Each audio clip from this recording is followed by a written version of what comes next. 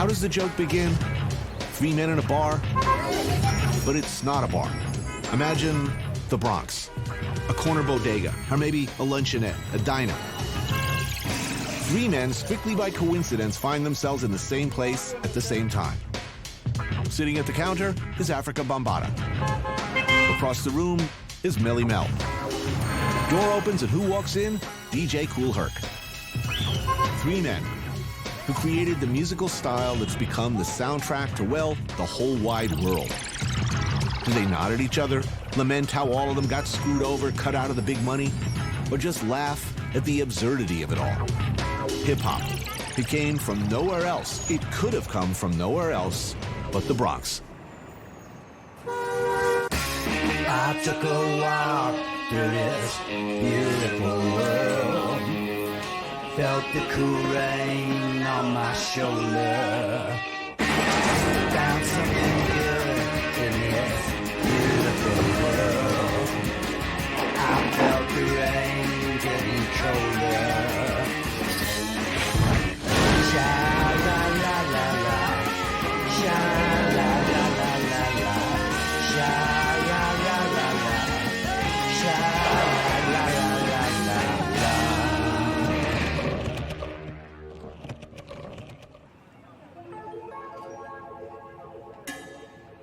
This is the Bronx. You've probably heard about it. You may even have a pretty solid image in your head of what it looks like, what it is like. Or maybe you can't picture it at all.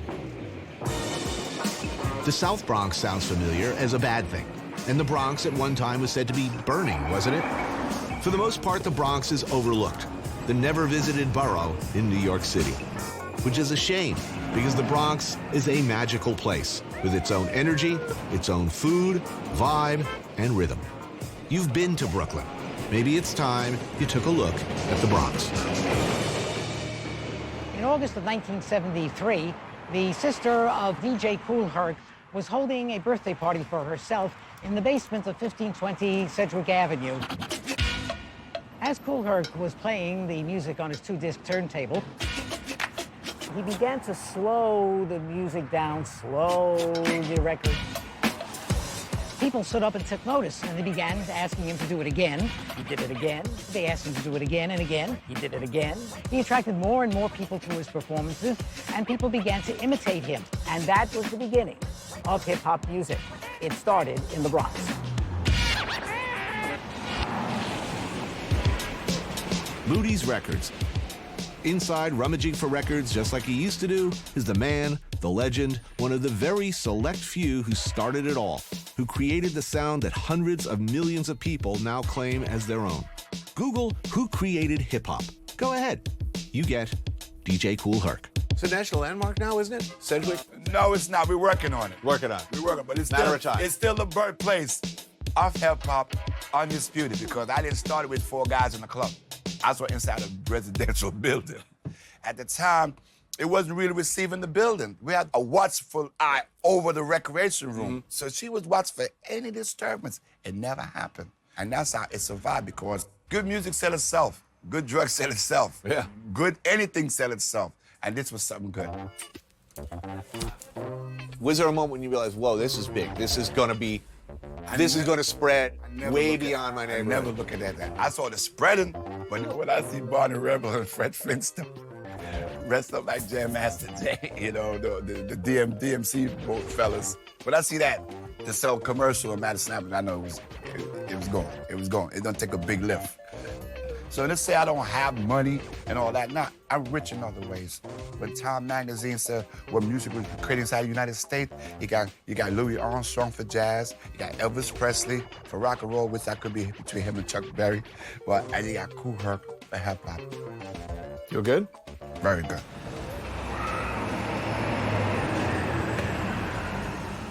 Historically, from the last third of the 19th century into about 1920, the second language spoken in the Bronx was German.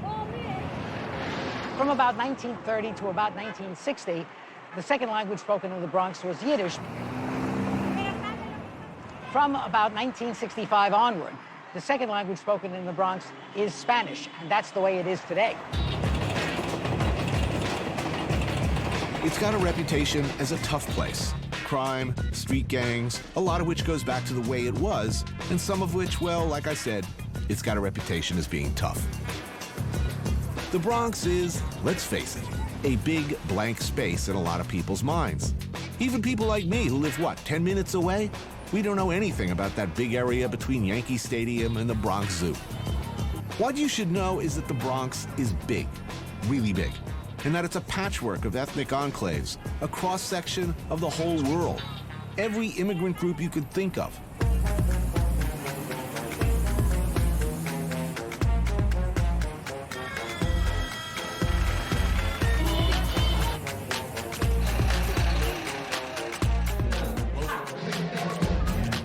Justin Fornal, a.k.a. Baron Ambrosia, has taken it upon himself to serve as the Bronx's culinary ambassador. Let the dinner begin! This is the porcupine. An evangelist for the cause of introducing the manifold, splendiferous delights of this mighty borough to the ignorant, well, like me. Now. He's got a show on the TV, and he throws parties where he serves creatures that would make Andrew Zimmern turn gray and slump unconscious to the floor. Showman, iconoclast, explorer, and gourmet. Bronx is so multifaceted, but for some reason, this is the first place I always take people, because this just oozes and emanates kind of that flavor of the Bronx. And he knows what I like. Places like this. 188 Cuchifritos on 188th Street in the Grand Concourse. Old school, New York, Puerto Rican good stuff. Get within 20 feet of this place and prepare to lose your freaking mind. The cuchifrito itself is basically fried pig. The ears and the tongue chopped up and deep fried. So off-cut pig parts, deep fried? Well, deep what's fried. not to like about Right. that? Is that the shank there? Yeah, the peroneal, the shoulder. We're gonna get that in there. Oh, yeah. Big piece of chicharron, the skin just chopped up. So skin, Fat. skin and fat. Yeah. It's almost like a little meat candy bar. It's amazing. It's amazing. Some morcilla. Morcilla for sure. Always morcilla. And then what else? We need some plátano. Yeah. Puerto Rico, I missed you. The Bronx to me became the place where I could really engage my Bacchanalian sensibility. You know, Right. you could really just come here, eat, drink, wine, woman, song, and just indulge. This is pretty much the center of the pork universe as I've ever seen it in New York. I don't know any place porkier than what I'm looking at. This is exactly the kind of thing I thought we'd lost in New York.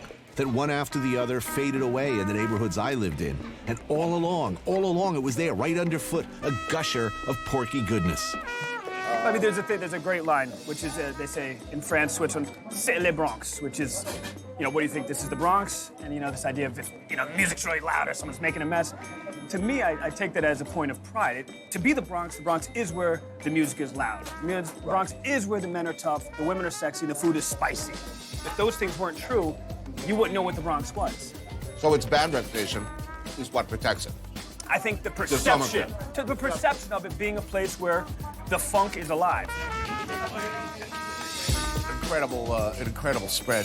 Yeah, man, this is great. This is one of the places you'll just kind of dream about it. Was I really there? I'm going back. I'm going back just to make sure that place was really there. I can't lay off this pork. It's insane. I'm actually going to get it to go order.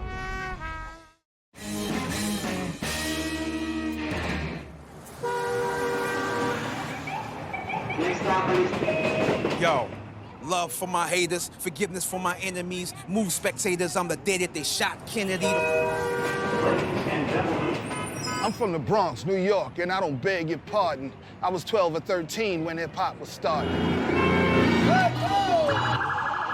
Just go and take a minute to listen to what these fools spit. It's pure uncut garbage.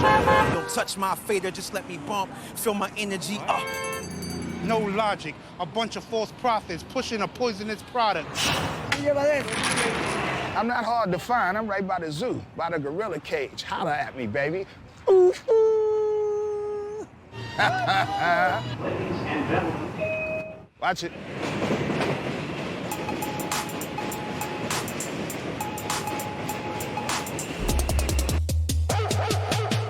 Kidnap souls of mine lines for ransom. All for the dream of the cream of drop top fancies with thug anthems written in mansions. Influence poorest of minds with inner city crimes and truants. A pledge of allegiance to hood genius means that the dream of Malcolm and King was an inconvenience. A prelude to young black minds. First to call himself an MC, another pioneer, Melly Mel. In 1982, he and Grandmaster Flash wrote and recorded The Message, an album that was a complete and groundbreaking departure from the kind of lyrics and content up to that point. Before we started doing hip-hop music, it was no hip-hop music, so we played everything. We played disco, we played reggae, we played rock, we watched Hee Haw. That was like the favorite in our house. That was one of the favorite shows, Hee Haw, you know.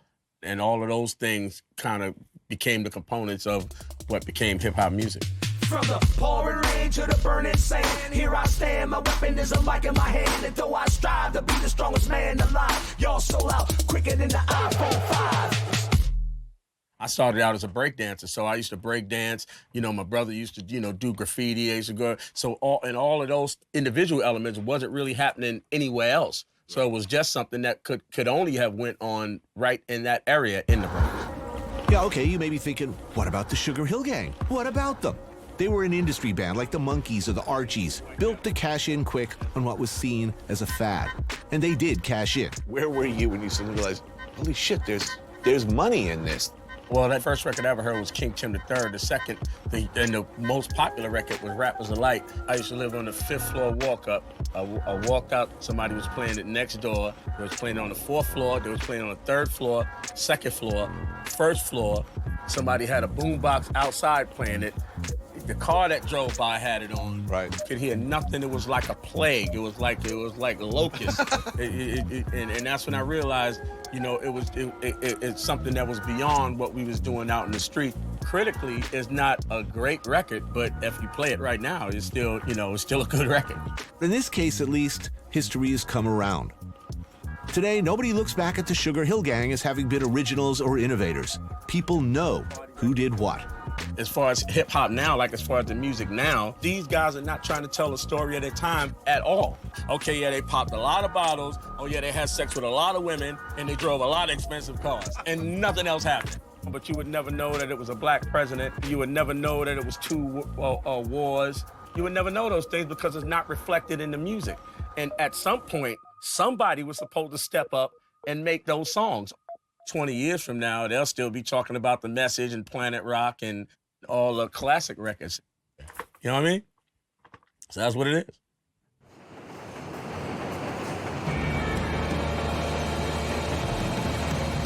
Robert Moses has been dead over 30 years now. And people in the Bronx, for the most part, still hate him. In his role as master builder, he rammed the Cross Bronx Expressway and the Parkway system straight through dozens of working-class neighborhoods, seemingly uncaring about the destruction of whole communities. Massive housing projects conceived as utopian solutions to stacking the poor into centralized vertical ghettos were also his bright idea. He did leave some pretty impressive dam works behind, though, like the Triborough Bridge, Flushing Meadows Park, the Verrazzano Bridge. The Bronx happens to be the home of the 2 largest parks in New York City, Pelham Bay and Van Cortlandt. And you see stuff here you probably ain't seeing in Central Park. The Garifuna come from Honduras, Guatemala, and Belize, and they trace their ethnic group back to a single slave ship that crashed off St. Vincent and whose freed Africans then mixed with Carib Indians. Where is home for many of the Garifuna community living in the U.S.? You guessed it, the Bronx. Living in the Bronx, you're able to kind of travel the world without leaving the borough. Right. And, you know, it's like an addiction. When you go to another country, that first day in the market, Yeah. and all your dreams, and you smell the diesel, and you're just looking around like, where's that one thing I'm looking for? To be able to do that really in your own backyard is... Cool. We have a hudutu, that's coconut soup with fish. Mm-hmm. Over here, we had a tapo. Oh, that looks Smoked good. neck bone with banana, yuca, yautía, malanga, and coconut soup. Well, that sounds good. Yeah, I'll go for that. Some neck bones and plantains. Yeah, let's do that. So, let's put some plantain here. In Garifuna cuisine, mashed plantains come with just about every dish. Plantains are just part of it. That's part of hudutu. You would never have this without the plantains. So it's like fufu. Yeah, Same, absolutely. Same method, same right hand, same principle. Same everything. There's fish and coconut soup. What kind of fish is this? Bluefish. Bluefish. Oh, awesome. I love bluefish. And some nice smoked neck bones with bananas and yucca. That's officially awesome already. Ooh, that's tasty. That's really good. An underexploited fish, one of my favorites. So, you know what I've noticed already? The Bronx is big. How ludicrous and shameful is it that I can literally see my house from here and I basically have no idea where I am? I mean, no fault on your own, but I think that's kind of what keeps the Bronx so amazing is that you have all these in-touch ethnic enclaves. I didn't know there were Hondurans here, much less Right. 200,000 Garifuna. No clue. Right. I've been saying the neck is the next big thing for years now. Still waiting.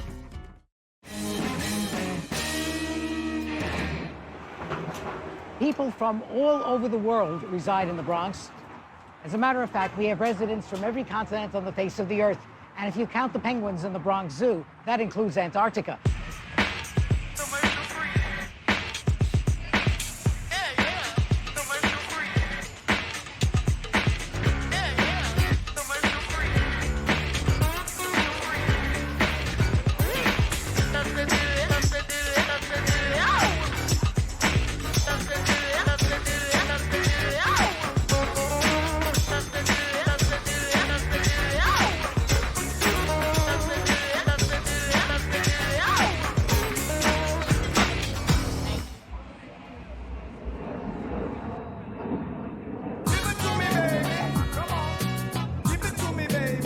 The wellspring of hip-hop is right around here, a mostly Jamaican community in Bronx River and the South Bronx. Jamaicans began arriving here back in the 50s, and still today, Jamaican food, Jamaican culture, the music is all over. Sundial International Headquarters, makers of traditional tonics and herbal remedies, a Bronx institution since the 70s. This is one of the ingredients. This is the mahogany bark. This one is used for any type of bodily weaknesses. Baba Rashan Abdul Hakim, or Pops Baba as he's called, a grassroots bush doctor, healer. He uses recipes passed down from mothers and aunties, blends of roots, spices, herbs, barks, and woods. If you take the wood root in the morning, the bitters at night, don't care what is wrong with you. You're going to show improvement. Whatever ails, he's got a cure. Wood root cure for the blood, the body, the nerves. Coromantee, an intestinal cleanser, and traditional African man back. Helps you get your manhood back, among other things. It was about 1956 when I came to America. So I used to make it in the apartment in Bronx River. And then when I'm boiling roots, the whole project smell of this roots. They used to jive them.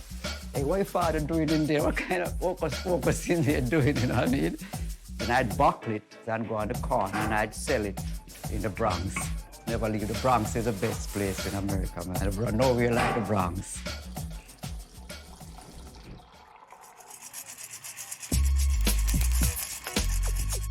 In the yard out back, some freshly roasted coffee. And this man, a Tyrannosaurus Rex of music, a man who changed the world for generations, Africa Bambaataa. Bambaataa and Pops Baba go back together to the same housing projects. You know James Brown record, Papa Don't Play No Mess? Yes. Well, that's the Big Baba. Brother Rashad, that's right.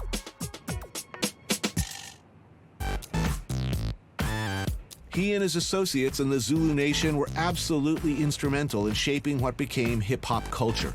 Breakdancing, graffiti, DJing, and rap. Is the story true that you soak your records in water and you take the label off? Oh, yeah, so either we put tapes on it or we soak the label off. You know, you had spies in each other camps, you know, trying to find out what was that beat Bambaataa playing. So I used to soak it up. I used to put tape to cover the records, and we was digging in the crates hard. You were unusually voracious in your musical taste. Of all the records in the world, how did you come upon Kraftwerk? I came about digging in the crate down in the village. I said, this look type of weirdo here. So when I took it home and I heard this sound, I said, whoa. I said, this is some funky, I said, man, this is some futuristic type of funk here, whether they didn't know they was doing some style of funk. And thus came the birth of the electro-funk sound, the Miami bass sound. And since the beginning, we always paid tribute to James Brown, Sly and the Family Stone, and George Parliament Funkadelic Clinton for bringing the funk from which the hip-hop came and the reggae, and to, you know, all the pioneers of hip-hop.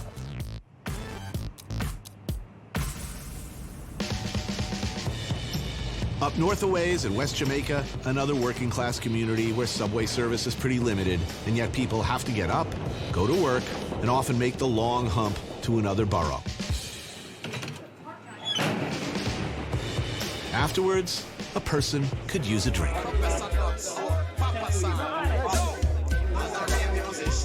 And if you're a Jamaican person, you could use the everyday go-to drink of back home. Any time of day or night, Wray and Nephew.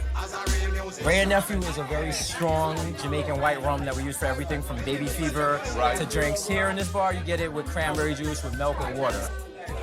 What water would be in any other borough is what Wray and Nephew is in the Bronx. Cheers. Desus is one half of the brilliant podcast team Desus versus Kid Mero. It's a very fast, free-form riff diatribe on life in the Bronx and what's happening on the news, in hip-hop, or last night. Growing up in the Bronx, you're isolated from the rest of the city. You know what I'm saying? So the other city had like city bite. The Bronx doesn't get any of that. We're kind of abandoned up here. People get on a boat and go to Staten Island before they ride up to the Bronx. I got to reluctantly have to being part of that problem. Yes. People always say, you know, the Bronx is eventually going to be gentrified. That's not happening anytime soon. Like, it's not. Like, you know Barry. It's the owner right here. This is the man right here who made today possible. Thank you. I am happy here, and I will drink more of your Wray and Nephew, regardless of what it might be doing to my brain. But then I will eat. Is that the, what is this, pork foot? Pigtail, yeah. Right? Awesome. Oh, hell, I love this. Oh, damn, that looks good. People sort of stopped paying attention to the Bronx when it wasn't burning anymore. When Fort Apache was something we didn't have to think about. Yes. Let's just say that this is the neighborhood where they perfected stop and frisk. Right. And you remember your first time? I remember my first time. How do you feel first time stop and frisk? I cried. And that summer, 15 times, stopped and frisk. Just thrown up against the gate, fingers through our genitals, as cops looking for guns. But you remember that. You remember your first time. When you lose your stop and frisk virginity.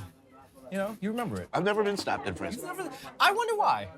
What is it? Is it because you have a CNN show, or is it just... I've been arrested. If you hang around here long enough, I can get you stop and frisk.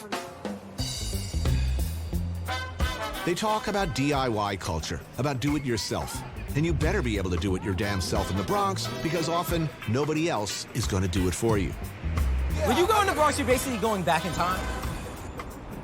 There are certain crimes that will happen here that are not going to happen in Manhattan and Brooklyn. You know? Okay, it's an obvious question. question. Purse snatching. Really? Yes. Okay. So there's still crackheads in New York City? There's still crack. There's literally crackheads in front of that bodega over there, and they are getting their cracks, and they're not bothering anyone. Man. And you know what the thing is? They are respectable parts of this community. You see them every day. There's literally a crackhead that's been here for 25 years. That takes some determination now. Listen, if I could be a crackhead, I would be the best crackhead possible. I was a crackhead, and Listen, we've all been there. You know, no judgments. Hey guys. Hey, what's up? All right. Look, I'm thinking curry goat. Desus' Uncle Vernon used to own this place, but that was 3 owners ago. Now it's Lammy's, and Lammy took over from some people who put too much cinnamon in their curried goat, which, as we all know, is a sin against God. Lammy fixed things. Curried goat and stewed oxtail, with rice and peas, collards, and yes, mac and cheese. I can't resist. Man, I mean, correct me if I'm wrong. There's a lot of good food in the Bronx. There is. If people would, like, you know, get over their bias and come above 96th Street, they would find out. I mean, if the Bronx were a neighborhood of Manhattan, sort of shrunk down, you'd have hipsters crawling all over. Oh my God.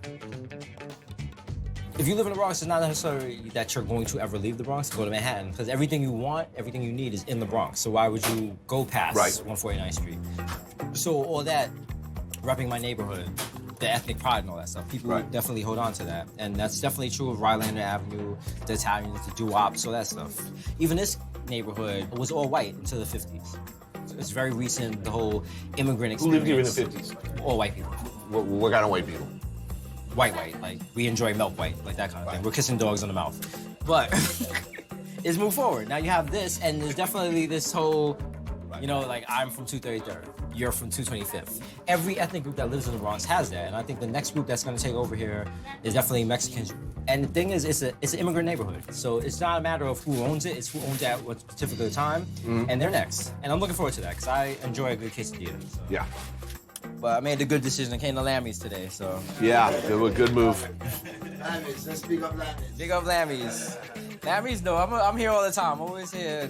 I live right there, so I'm always here for the curry goat, for the mac and cheese, you know. Lammy's don't play, man.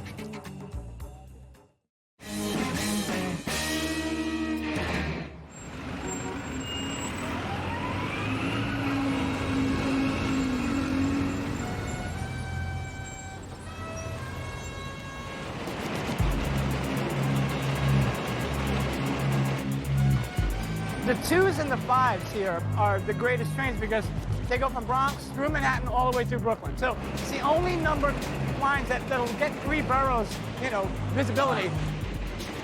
The Bronx, still here. Yeah, it's still here. But you know, like even that, I mean, that brings me back, Tony, that sound. Do you remember the first time you put spray paint on a wall? Yeah. When was that? Summer of 70. Back then, seemingly overnight, they were everywhere. Princes of the city. Their pieces stretching across city blocks, whole trains, ever more audacious. Some, like this man, were artists. In the late 70s, to be on a rooftop like this, with a brew or whatever hanging out, we're waiting for something to come through with a cool letter, like, oh my God, look at that T. And so, you know, kids are screaming like, oh my God, look, oh my God, you know, here it comes, here it comes. And then There's mine. There's mine, there's mine. But what if you thought the train you painted, you know, was on the left side, then you kind of messed up. And oh no, it's on the right side. And no, you're not screwed. You just wait till this train goes all the way to Brooklyn and comes all the way back. This was the audience that you had in mind? Well, The audience that mattered? I think all of us spoke to each other back then. Other artists. Yeah, you know, I mean, it was just a rush of the event, and then the accolades you may or may not receive, certainly not from the public, but from your peers. Futura 2000. His style and that of a few of his colleagues spread across the globe. I miss those trains. Others, not so much. I get it. It went on until there seemed there wasn't an untagged, unmarked, unscrawled upon bit of wall or window in New York. But for a while, it was a golden time. Well, the whole point of being here Yeah. was, to me, what the Bronx was about. Not just the music and the scene and coming up here to parties with the likes of Bam and Herc and, you know, everyone of that era, but it's watching trains. It's what we used to call benching. So you're watching each other's work go by. Absolutely. Art lovers. This was his museum, where he and his fellow artists would meet and exchange ideas and admire each other's work. And it's jarring coming to learn all those years later that it was really all about this, about a few seconds as their pieces rode by to be evaluated by peers. There for a moment, then gone. Like, well, all of their work from that time, long since removed or painted over. Ultimately, the legacy, you know, here's our legacy. You know, we don't have a movement anymore. The movement has been given to the world. And if you go to trains in Milan and, you know, Paris or wherever, you know, certainly not the Russian system, but, you know, if you go to some of these cities around the world, they're bombed. You know, their rail systems are destroyed. But I mean, today, if I could have a train running, That would be it nice. would be epic. And I think any artist, Picasso, any artist from any generation, if that concept was available, like, here's some public art, guys, let it run through our countryside.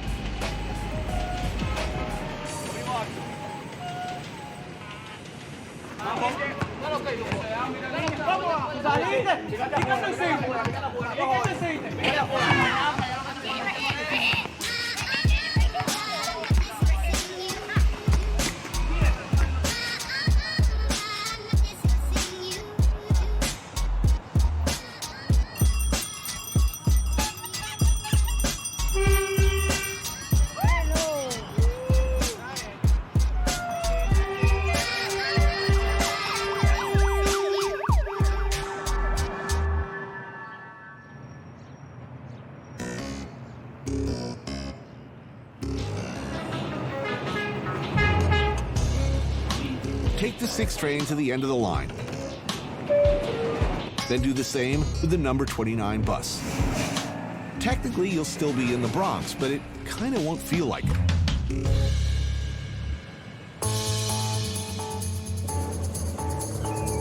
City Island is a fishing village turned what? A parking lot for pleasure boats and a long-established restaurant row for New Yorkers. Pick the perfect day to come out here. Jesus says this place, and Jesus is always right. How far from your neighborhood? By car? By car, maybe 15, 20 minutes. 20 minutes? It seems like a world away. Yeah, but it's kooky. I want to buy some nautical bric-a-brac while I'm here. This is New York City? This is Cape Cod in the Bronx. Many of my childhood memories, like getting all excited to come out and we get there and they're like, oh, the beach is closed because of medical waste. It's not a day that you go in the water and come out with like a maxi pad stuck to you. I've been there. So you were here like when, like yesterday? I was literally here yesterday. Wow. For my sister's graduation, because every time you have an event of note in the Bronx, you have to come celebrate in City Island. I noticed all the big catering halls. Yeah. If you get married, you get arraigned. If the baby's not yours, you come here. Seashore Restaurant, a massive fish factory on the water of a type I'm very familiar with, having started my cooking career in one just like it. Oh, now see, this, yeah. I'm also a sentimental fool, and I love this kind of thing. Steamers, a true taste of childhood. Boiled striper and some snow crab and a nice cold beer? Yes. Thank you, Jesus. It's like a knighting ceremony. Just kind of sit up and you're just like, just take it all in. Enjoy, guys. Thank you.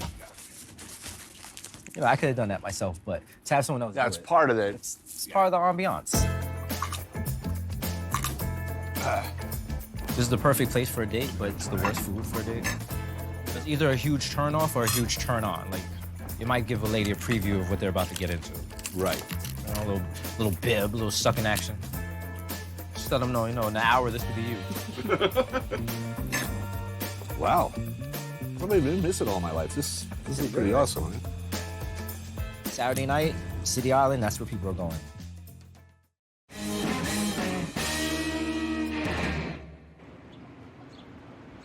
The first European settler to come to the Bronx came in 1639.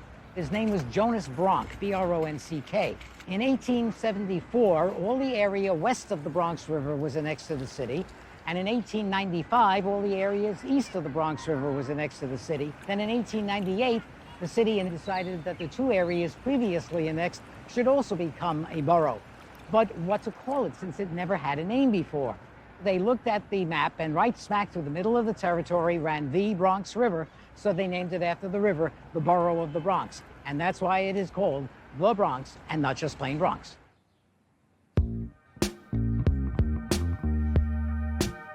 If you have a question about the Bronx, chances are Lloyd Ultan has the answer.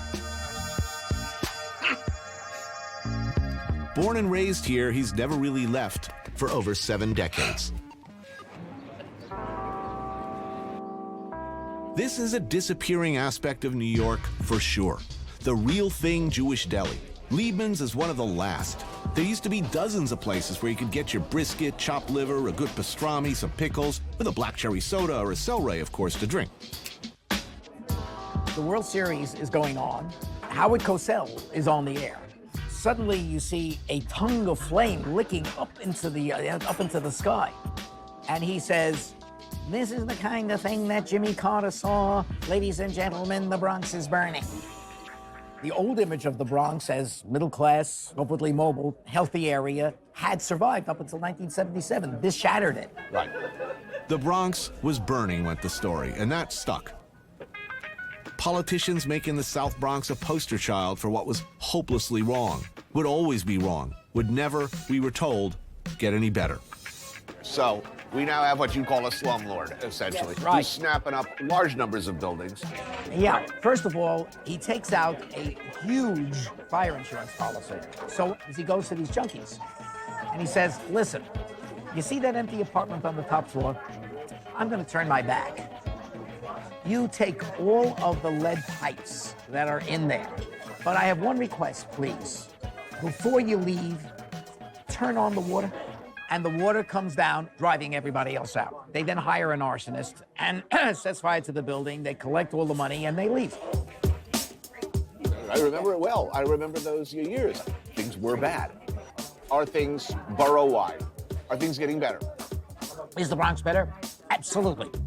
There is more home ownership in the South Bronx than had ever existed in history.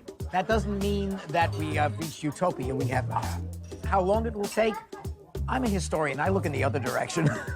I would say my crystal ball is cracked. I got 4 cheeseburgers for the Is it the best hamburger in the world? Far from it, my friends. Is it even, strictly speaking, a burger? I mean, it's small and square and steamed. It can be, especially when you eat a lot of them, as one tends to, a hate-yourself-in-the-morning experience. But if you grew up with White Castle, like I did, and like Handsome Dick Manitoba did, this connects with some deep dinosaur part of the brain, evoking a powerful emotional response. These are a great cultural part of my childhood. We'd come here 24 hours a day. There were guys on their dates. There was a bunch of punk rock kids. So along with that potpourri of humanity I just described, you had these guys from the mental institution. That's community for you. That was the Bronx. That was the Bronx, man. It was great. Maybe you know Handsome Dick from such pre-punk legendary bands as The Dictators. Dick grew up, where else? The Athens, the cultural geyser, the font of art and music, that is the Bronx. And back in the day, like me, this was his special, warm, and happy place. I can go by and eat a full 2.5-hour meal, be stuffed, and see someone eating a White Castle. I still want one. You can forget Mickey D's, you can forget Burger King, you forget all those places. If you need a White Castle scratch, none of the cheap places will do. I can't stop eating these.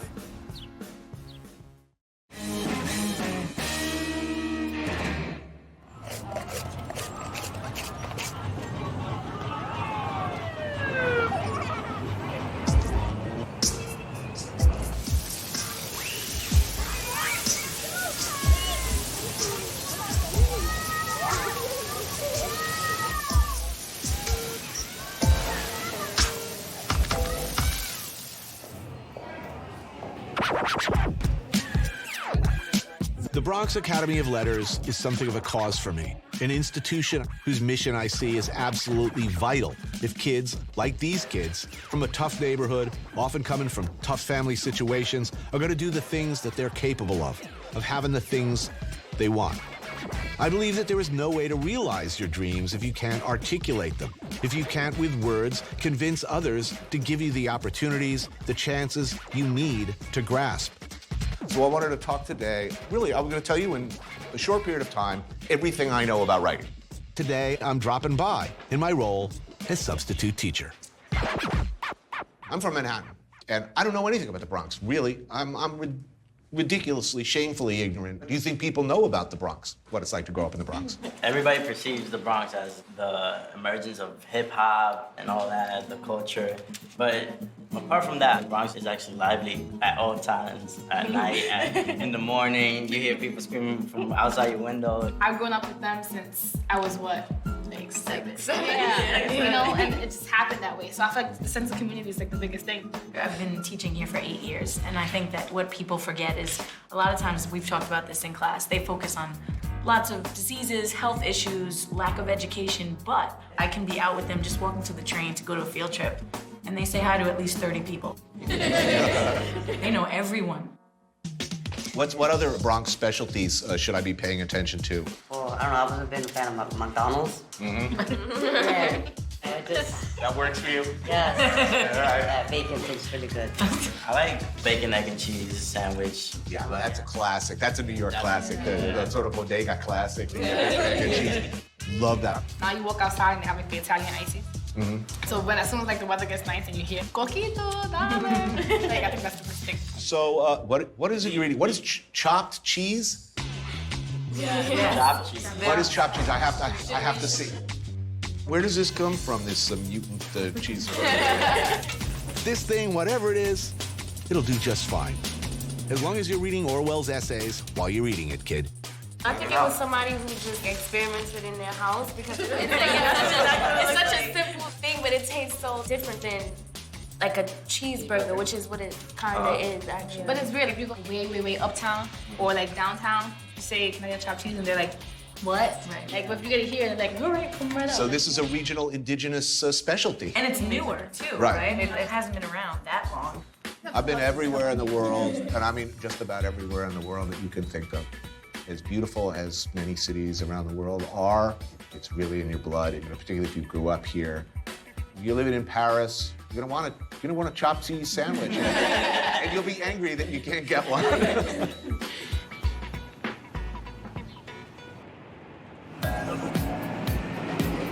So there it is. A peek, a narrow slice of an old, deep, and noble subject. Causing your poor existence, the morph into a vicious, remorseless, lost, relentless, illogical compass. Sitting right there, relatively unexplored, a cross-section of the tasty, original good stuff. So gritty, I'm grimy. Got my city behind me. A petri dish for talent, for culture. The great unknown. Go look. BX, Armageddon.